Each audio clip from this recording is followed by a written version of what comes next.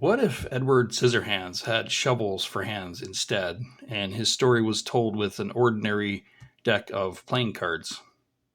Hi, everybody. I'm Kendall, and this is Edgar Shovelhands, a Gothic fable played with the cards of everyday life. Before I jump in, though, I need to say my projects do get updated sometimes, so check for the latest video. And really, you should subscribe so you don't miss out on updates or other cool designs I'm working on. So in this game, you take on the role of Edgar, an unfinished creation with shovels in place of hands. He was created to dig, but yearns for love and belonging. And Edgar is discovered in a forgotten graveyard on the edge of town and taken into a home in the suburbs. In this unfamiliar world, you will encounter different neighbors represented by the court cards. Each suit symbolizes a different type of struggle. Hearts require delicate work to earn love and belonging. Diamonds try to exploit you. Clubs are cruel neighbors that mock, gossip, and try to isolate you. And spades, those are Edgar's darkest struggles, his own reflection, his own shadows, and the feeling of abandonment. So to set up the game, you remove the court cards and create a neighbor stack. You also pull out the 10 of hearts and the 10 of spades, as well as both jokers.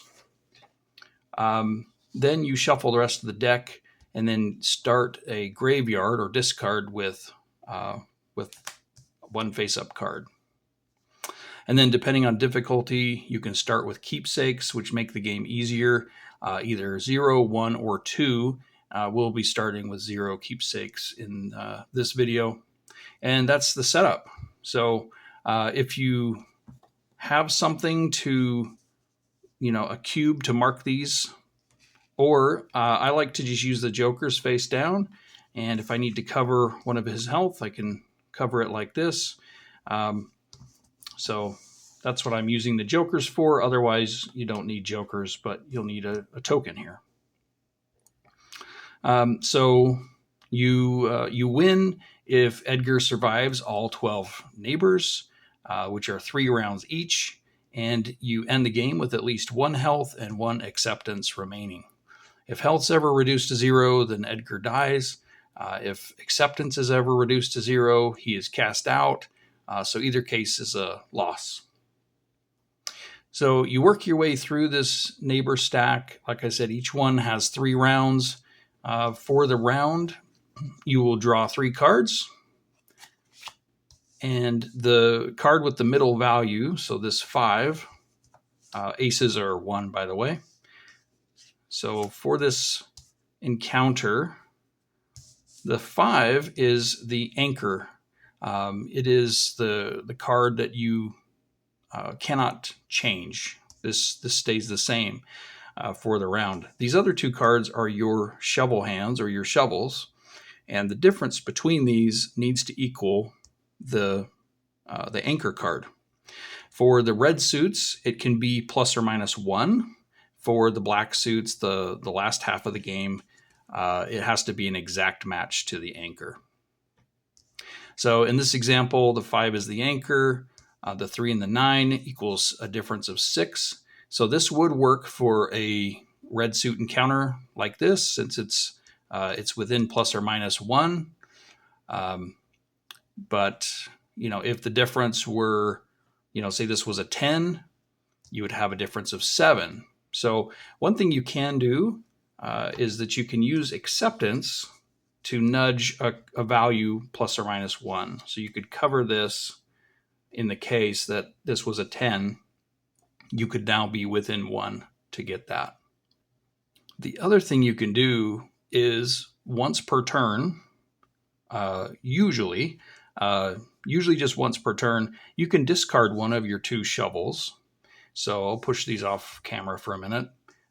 So here's your graveyard. You have basically 1 chance that you can replace one of these to draw from the deck and get a new value. So in this case, I wouldn't, but if I wanted to, I could. And in the more rare case that any 2 of your 3 cards are spades, which look like a shovel, then you get 2 that turn. So you could replace your hand twice or your shovels twice. If you end up not needing to replace them twice, you can gain an extra acceptance, basically earn 1 back. So that's handy as well. If your replacement draw equals a double, then it's an instant success. So that counts. Also, in the very rare case that your initial draw is 3 of a kind, then you would also have an instant success. And just a note that adjusting values using your acceptance, you can't use those plus or minuses to equal doubles. Those have to be actual cards. So in the case that you drew doubles, one of those is always going to be on your initial draw.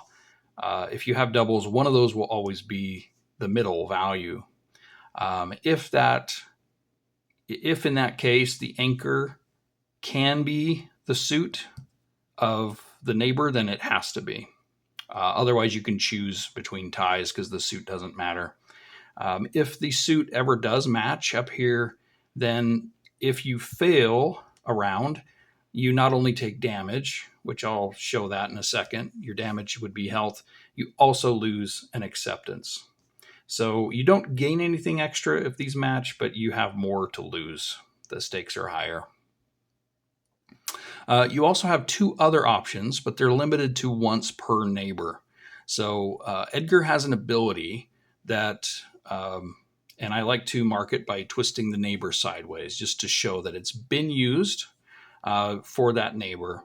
And what that does is you can use the top of the discard, the top of the graveyard, to replace one of your shovels. The other thing you can do is use a keepsake. And I'll show how those are earned, but a keepsake is basically a face down card that you've earned. And in a case that you are kind of stuck and it, you can basically draw the keepsake and then decide what to discard. So it's different than just your normal quote dig where you discard and then replace it. So you can draw the card and then decide which to replace or if not. And then whenever a keepsake is used, I like to just put it on top of the neighbor just to show that it's been used that round. Another tracking tip is, after you resolve an encounter and you're discarding, by the way, the anchor is always going to be the top of the next discard. But I'll take one of the discards and I'll just put it face down out to the side just to say, mark the round. So I've done 1 round already. So let's say I draw a new hand. Let's see if I take any damage here. So the middle value is the 8. The difference between these 2 is a 5. So I could use 3 acceptance here. I could also, I've got once per turn I can replace. I'll replace this one. See if I can get like an ace or a 2. Okay, so I got a 5. Not better, in fact, worse. So I could, use a keepsake if I had one. I could use, something else. The ability doesn't really help me here because the 4 isn't great. One option I have is just to take damage. So jacks cause 1 damage, queens 2, and kings 3. So I would just use one of these joker cards. Sorry, this is kind of tight, but I would just use this to cover one of those pips. As you go through this, if you, say you've got 2 rounds, then the 3rd round, and you never tilted your neighbor, you never had to use Edgar's special ability, then you actually benefit either, gaining 2 acceptance up here, or you can draw one of just a face down card as a keepsake to set aside. You can have a limit of up to 3 keepsakes. and those are worth more points at the end if you win. So that's also handy. So I've given you a little bit of an overview here. I wanted to say the game is part of the Board Game Geek traditional deck game design contest. So I'll have a link to the work in progress thread, which will have the most recent rules, things like that. I'll also have a link to my Substack, which is a monthly-ish newsletter where I'll be sharing updates about my designs. And in your welcome email, you'll have a link to a folder where I'll be putting cool stuff, things that are only available to my subscribers. You might notice there's a paid option that isn't required. So if you appreciate games like this, I design games with minimal components, so consider subscribing. And a like on this video will help more people interested in this type of content to find it. Thanks for checking out Edgar Shovelhands. Leave any questions or feedback in the comments. I'd love to hear it. Until next time, thanks.